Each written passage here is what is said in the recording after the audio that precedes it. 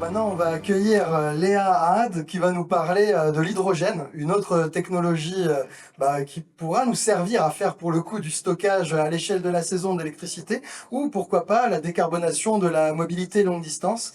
Léa Ahad, elle est ingénieure et elle bosse à MGH Energy, une entreprise qui cherche spécifiquement à décarboner le transport aérien et maritime. Donc, elle va nous traiter une autre partie du problème, c'est absolument essentiel. Léa, c'est à toi. Merci pour l'introduction. Je suis ingénieure procédés et énergie, donc chez MGH Énergie, et je travaille sur la production d'hydrogène. Donc, juste pour vous faire une petite introduction de qui on est. Donc, MGH Énergie, on est une filiale du groupe Soper, qui, eux, sont un groupe qui a beaucoup d'expérience dans les énergies renouvelables, présidé par Jean-Michel Germain, qui lui avait développé la Compagnie du Vent. Et celle-ci a été cédée à Engie. Et donc après, Sober a ouvert les deux filiales MGH Énergie, donc dédiées à la décarbonation des transports maritimes et aériens, et Santi, qui eux développe des projets de photovoltaïque en France. Donc, pour vous montrer où on va dans le domaine de l'hydrogène. Donc, pour nous, l'hydrogène, c'est une production intermédiaire pour la production de l'e-carburant. Donc, le e-méthanol et le kérosène, donc e-jet. Donc, on a la production d'électricité renouvelable, donc éolien et solaire chez nous dans nos projets. Ensuite, on a la production d'hydrogène, donc qui vient après. Donc, pour nous, ça sera les électrolyseurs. On a ensuite la capture de CO2. Ensuite, on combine l'hydrogène et le CO2 pour produire le méthanol et le kérosène. Donc, pour vous dire pourquoi il faudrait décarboner la production d'hydrogène. Donc déjà, l'hydrogène, il est actuellement employé dans plusieurs secteurs. Par exemple, le raffinage pétrolier, la production d'ammoniac, la production de produits chimiques. Et du coup, 95% de cet hydrogène est actuellement produit par des ressources fossiles. Donc principalement enfin, du vaporeformage de méthane, mais aussi par de la gazéification de charbon, donc qui est maintenant de moins en moins utilisée parce que celle-ci produit de l'hydrogène noir qu'on ne veut pas. Et l'industrie du vaporeformage du méthane, pour info, elle est à l'origine de 3% des émissions nationales de CO2 en France, ce qui est quand même ce qui est un poids lourd. Et comme le disait avant Fabien, donc l'hydrogène est nécessaire pour les secteurs qui sont difficiles à électrifier. Ces secteurs-là sont la sidérurgie, la cimenterie, la chimio et donc le transport maritime et aérien. Le transport routier, lui, il peut facilement être électrifié. Donc, pour vous donner quelles sont les technologies de production d'hydrogène, donc on a le vaporeformage du méthane, l'électrolyse de l'eau, la gazéification de biomasse et enfin l'hydrogène naturel. Donc, c'est quoi le vaporeformage de méthane? Donc, on a le méthane qui provient du gaz naturel, qui est chauffé avec de la vapeur d'eau pour produire un gaz qui contient majoritairement de l'hydrogène et du CO2, avec d'autres molécules, bien sûr. Ensuite, on vient enrichir ce gaz en hydrogène avec une réaction avec de la vapeur d'eau aussi. On enrichit en hydrogène et enfin, on le sépare en le purifiant. Alors, cette technologie, elle peut être rendue plus verte, on va dire, pour produire de l'hydrogène vert, en utilisant du biométhane, qui est lui produit à partir de biomasse, donc de gazéification de biomasse, et en couplant cette technologie avec de la capture et du stockage de carbone. Donc, après, on va parler du coup de l'électrolyse de l'eau. Donc, on a plusieurs technologies d'électrolyse. Ici, je vous présente les 4 technologies. Donc, on a l'électrolyse alcaline qui a un TRL 9. Donc, un TRL, c'est la maturité de la technologie, c'est le Technology Readiness Level. Et c'est une échelle de 1 à 9, donc 9 étant le plus mature. C'est quoi un électrolyseur? Donc, juste pour vous expliquer, c'est un empilement de stacks. Un stack, c'est les deux électrodes, donc on voit la cathode et l'anode, et un électrolyte. Donc, dans le cas de l'électrolyseur alcalin, c'est un électrolyte liquide, une solution d'hydroxyde de potassium à 30%, qui permet le transport des ions entre la cathode et l'anode. Ensuite, on a un séparateur microporeux qui va lui, venir empêcher les gaz de se diffuser entre les 2 électrodes. Le système fonctionne généralement entre 60 et 90 degrés et à des pressions, atmosphériques jusqu'à 30 bars. Alors les avantages de cette technologie, c'est que c'est la technologie la plus mature, actuellement. Donc c'est la première technologie d'électrolyse qui a été inventée et on a un coût d'investissement qui est relativement, faible, donc parmi les plus compétitifs. Par contre, les inconvénients, c'est qu'on a moins de flexibilité et donc l'électrolyse alcaline va répondre moins rapidement aux changements de puissance. Donc par exemple, en couplant avec des énergies fluctuantes, des énergies renouvelables, celle-ci va répondre, moins rapidement et donc va engendrer des problèmes. Ensuite, on a la contamination des gaz produits. Donc, même si on a un séparateur microporeux, on a l'hydrogène qui va contenir une quantité d'oxygène. Donc, cette quantité est quand même limitée parce que la limite est 2%. Donc, quand on dépasse cette limite, il y aura des risques d'explosion. L'électrolyseur alcalin, c'est des gros systèmes. Donc, on a une empreinte au sol qui est importante. Ensuite, on a l'utilisation de matériaux corrosifs, donc le KOH. Et enfin, donc il y a eu plusieurs difficultés rencontrées avec les premiers projets à grande échelle. Ensuite, on a la technologie PEM, de Proton Exchange Membrane. Ce qui change entre celle-là et l'électrolyse alcaline, c'est juste l'électrolyte qui ici va être une membrane échangeuse de protons. Les températures et la pression seront similaires. Les avantages de cette technologie, c'est qu'on a moins de perméabilité entre les 2 électrodes, donc on a un hydrogène produit qui est plus pur. On a une très bonne flexibilité ici, donc ça réagit beaucoup mieux aux énergies variables et la technologie est beaucoup plus compacte. Les inconvénients, c'est qu'elle est un peu plus coûteuse parce qu'elle utilise des matériaux critiques, par exemple le platine, le titane et l'iridium. On a moins de retours d'expérience à grande échelle actuellement, donc le plus grand projet serait de 54 mégawatts, comparé à plusieurs projets de plus de 100 mégawatts pour l'alcalin.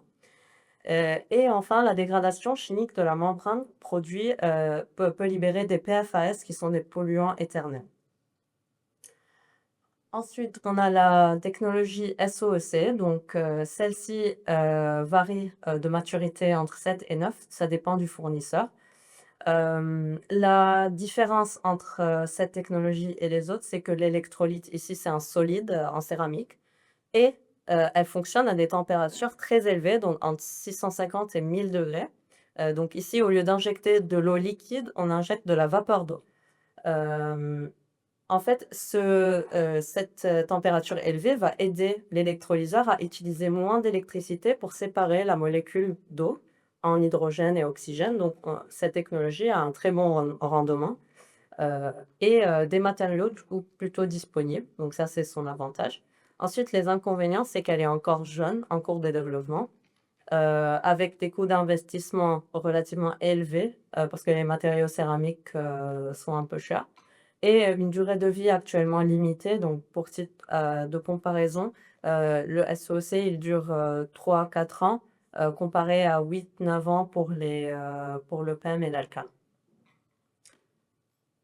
Enfin, on a la technologie, AEM, donc Anion Exchange Membrane. Donc celle-ci, elle est inspirée des 2 technologies alcaline et PEM. Donc ça utilise un liquide alcalin, de KOH aussi, mais cette fois dilué à 1 et elle est compacte, flexible et utilise une membrane comme le PEM. Donc les avantages de cette technologie, c'est qu'elle n'utilise pas des matériaux nobles. C'est un environnement non acide, comparé au PEM, donc on peut utiliser ces matériaux, plus communs. La technologie, elle est très compacte et flexible, comme le PEM. Mais ses inconvénients, c'est que c'est la technologie la plus jeune sur le marché actuellement et avec une durabilité, encore très limitée. La gazéification de la biomasse, déjà la biomasse, c'est les déchets qui peuvent être d'origine, de bois, des déchets organiques, des déchets animaux. Leur gazéification, c'est une conversion thermochimique qui va produire un gaz de synthèse, qui contient de l'hydrogène, du méthane, du CO2, plusieurs molécules. et qui va ensuite être enrichi en hydrogène, donc comme le vaporeformage du méthane, et enfin purifié.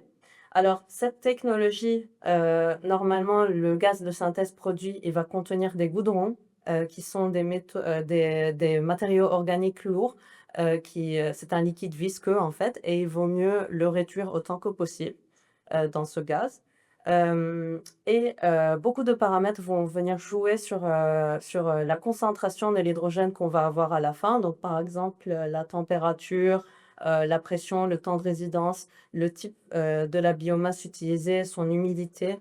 L'agent oxydant, c'est les réactifs qui est injecté avec la biomasse dans le réacteur et le type de réacteur. Donc, ces paramètres-là sont les paramètres qui vont jouer sur le rendement de la gazéification pour la production d'hydrogène. Enfin, on a l'hydrogène naturel. Donc, c'est un domaine qui est émergent maintenant. Donc, on dit que la Terre pourrait contenir plus de 5600 milliards de tonnes d'hydrogène.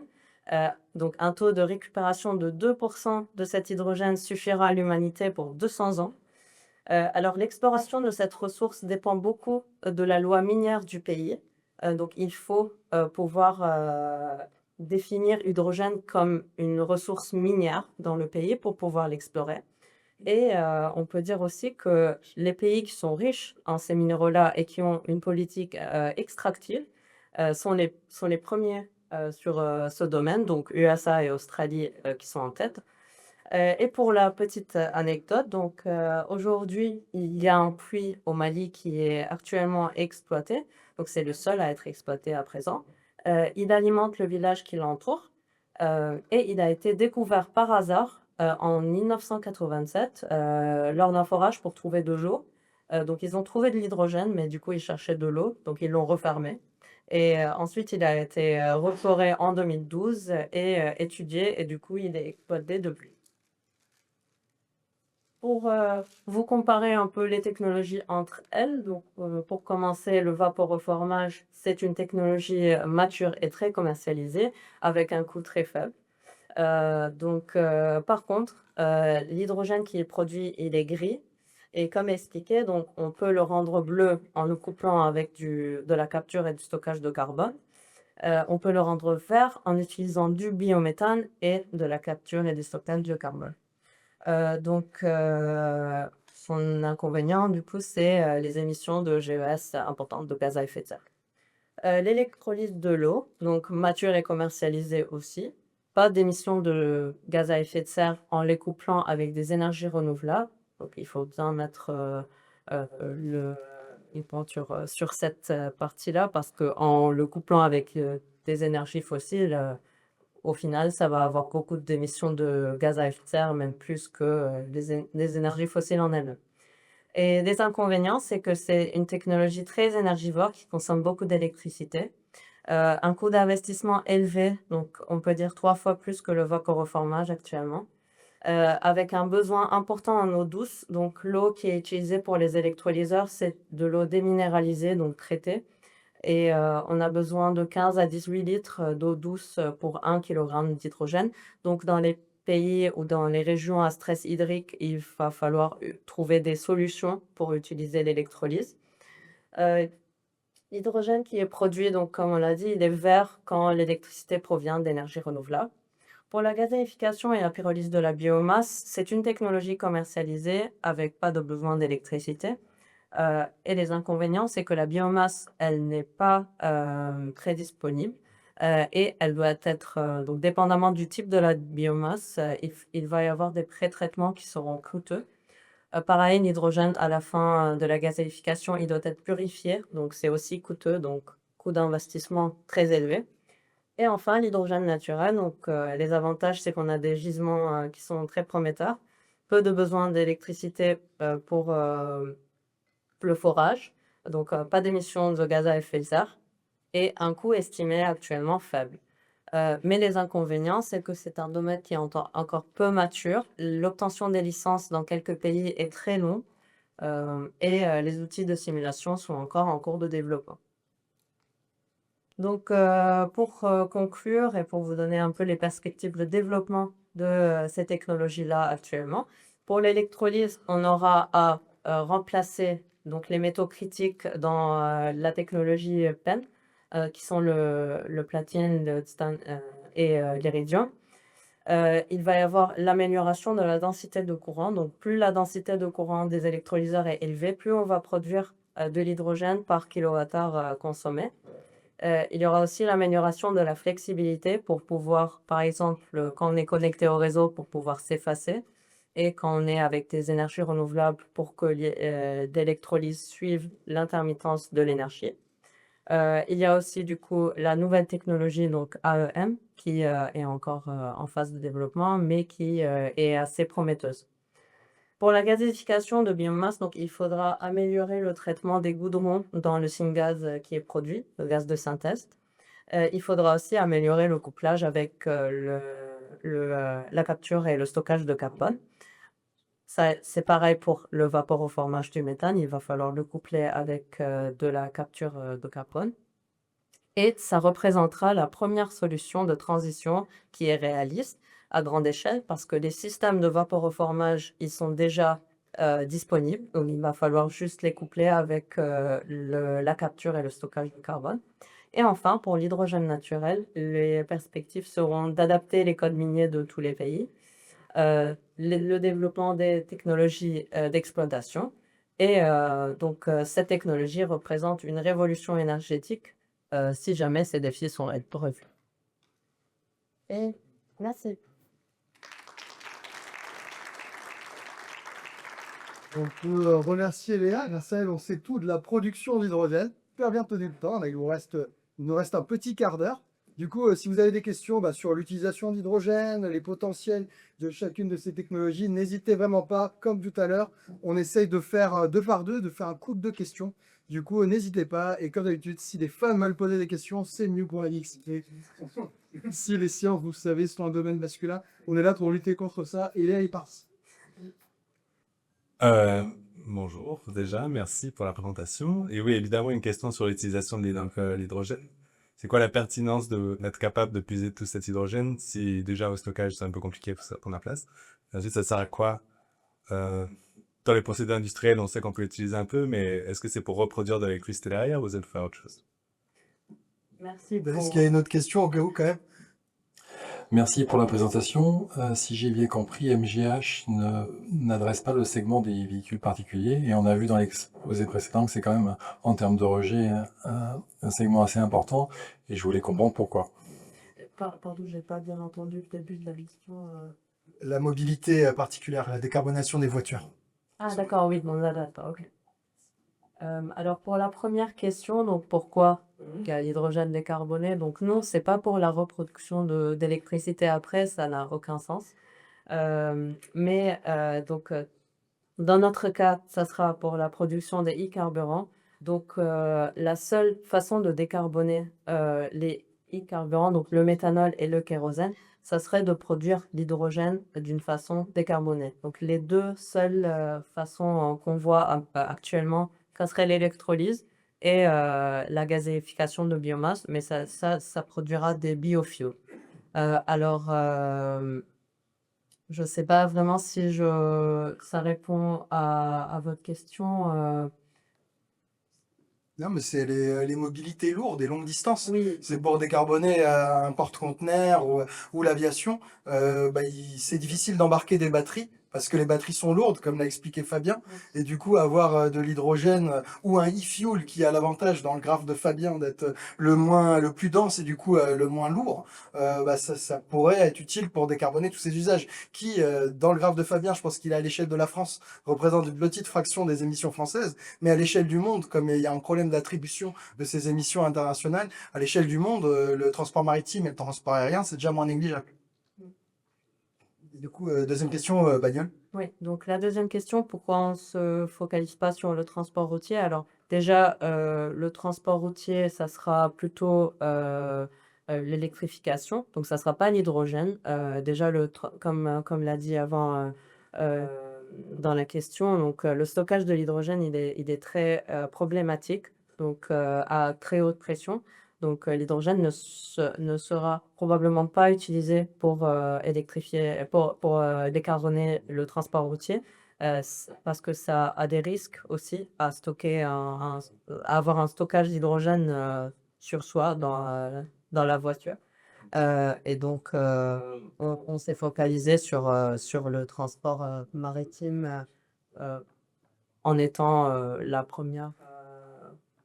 première façon à décarboner les transports lourds, on va dire.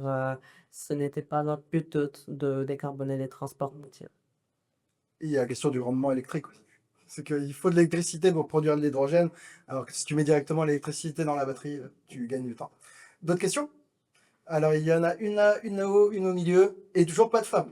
Donc, bougez.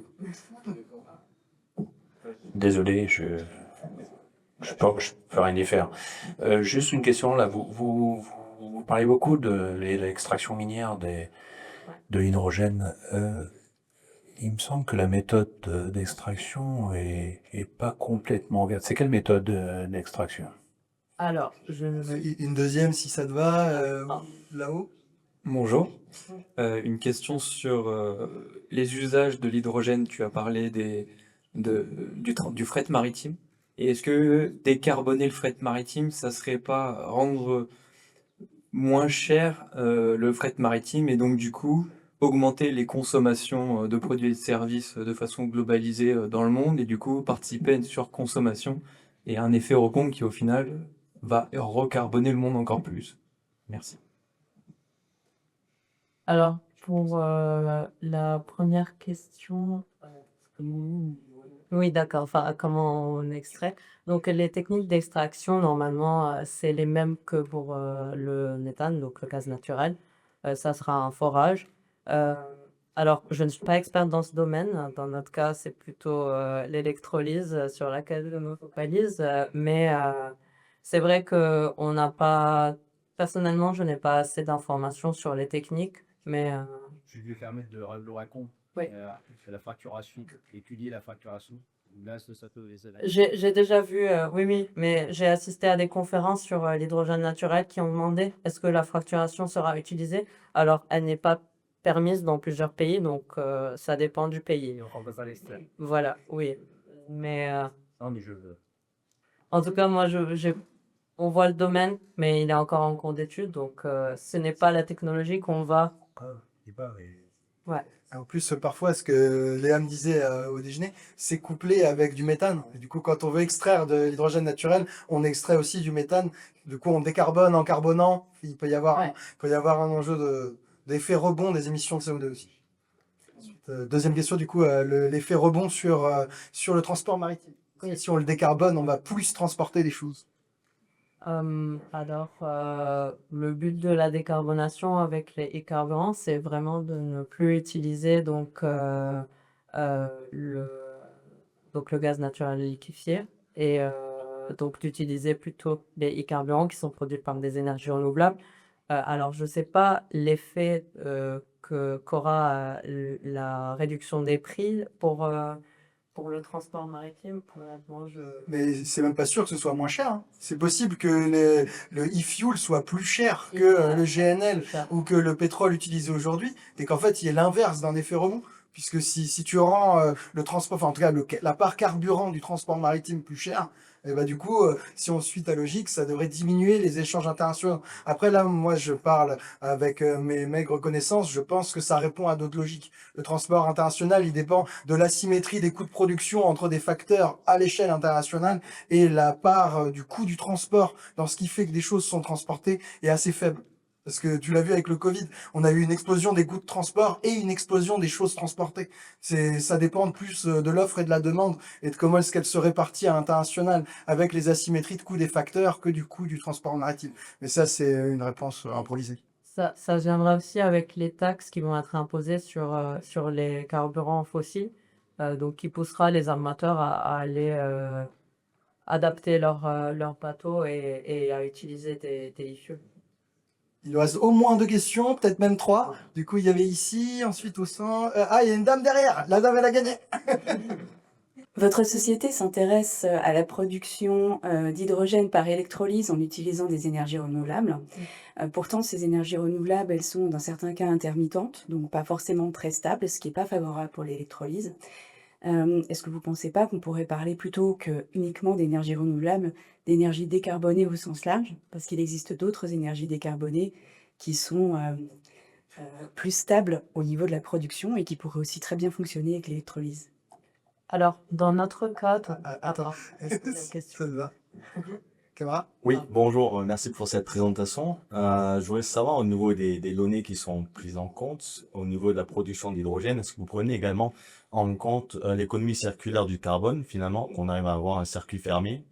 Dans le meilleur des mondes, on pourrait avoir ce circuit-là. Est-ce que c'est pris en compte dans ces chiffres-là? Est-ce qu'à terme, ça sera pris en compte? Quelle va être l'évolution de cette production d'hydrogène? Alors, pour la première question, pourquoi les énergies renouvelables alors qu'ils sont intermittents? Dans notre cas, en fait, déjà, on développe des projets là où on a le potentiel d'énergie renouvelable le plus intéressant. Notamment, on a notre projet qui est en cours de développement au Maroc, donc dans le sud du Maroc. Donc déjà, cette énergie va être intermittente, oui, mais avec un énorme potentiel. À côté, on optimise nos études. On va venir surdimensionner nos électrolyseurs. On va avoir un stockage en batterie et un stockage d'hydrogène pour pouvoir avoir un flot d'hydrogène continu pour le reste de notre procédé. Donc, c'est pour ça on sait pas, on n'est pas forcément allé à d'autres énergies, d'autres sources d'énergie. On arrive à optimiser notre procédé. Et pour la deuxième question, excusez-moi. Moi, j'avoue, j'ai pas trop compris. C'était sur le cycle du carbone, du coup, je peux pas trop Ah reformuler. oui, voilà, je me rappelle. Donc, pour est-ce qu'on compte du coup le cycle de carbone dans notre procédé? Donc, nous, le but, c'est de produire des RFNBO. Donc, c'est des Renewable Sustainable Fuel. Aviation Fuel, pardon. Ah non, pardon. Il y a des règles, il y a une quantité de CO2 qu'il faut respecter. Donc, on fait les études ACV derrière pour pouvoir regarder donc, la quantité de CO2 qui va être émise. Par contre, la quantité de CO2 qui va être émise quand on va utiliser le carburant en elle-même, elle ne rentre pas dans nos études. Je ne sais pas si je réponds à votre question. C'était plus sur le fait de capter pour l'hydrogène, pour créer du fuel, du coup, la partie électrolyse, et Oui, également il y a la l'utilisation du carbone Ouais. en tant que tel, ce qu'on peut se dire, on le récupère et, dans l'atmosphère, ce qui nous permet ensuite de le redéployer en e-fuel et ensuite de pouvoir à nouveau réémettre des émissions de CO2. Alors, Avoir un bilan carbone. ça sera le cas en fait. On va normalement le capturer dans les fumées, donc d'industriel. Mais ensuite, oui, il va être réélé quand on utilise le fuel en lui-même. Il nous reste une question, du coup, Stéphane, si j'ai me rappelle bien. Merci beaucoup pour votre présentation qui était très très instructive. Moi j'ai une question parce qu'en fait, ce qui n'a pas été totalement précisé, c'est que quand on fait avec ces systèmes-là 1 kg d'hydrogène, on utilise entre 8 et 10 kg d'eau dessalée. Et comment vous allez gérer dans des zones qui vont malheureusement être en stress hydrique, hein, comme peut-être le Maroc, le dilemme entre produire de l'eau, alors de l'eau dessalée, c'est-à-dire qu'il faut de l'énergie, hein, bien sûr, pour en produire. Comment vous voyez la gestion entre produire de l'eau pour les populations qui vont en avoir besoin, et ça va pas s'arranger, et produire de l'hydrogène, notamment pour les pays riches. Alors, dans notre projet au Maroc, oui, ça sera du dessalement de l'eau. Actuellement, on a aussi des études pour réutiliser les saumures qui vont être rejetées avec ce dessalement pour avoir de l'agriculture qui peut utiliser de l'eau saumâtre. Donc, c'est des études en cours, ça sera le cas. Et oui, par contre, dans les autres zones du monde où il y aura un problème hydrique, les solutions ne sont pas encore identifiées. Donc pour le moment, au Maroc, c'est les études qu'on va faire. Ok, bah je vous remercie. Je remercie Léa pour cette présentation et ces échanges.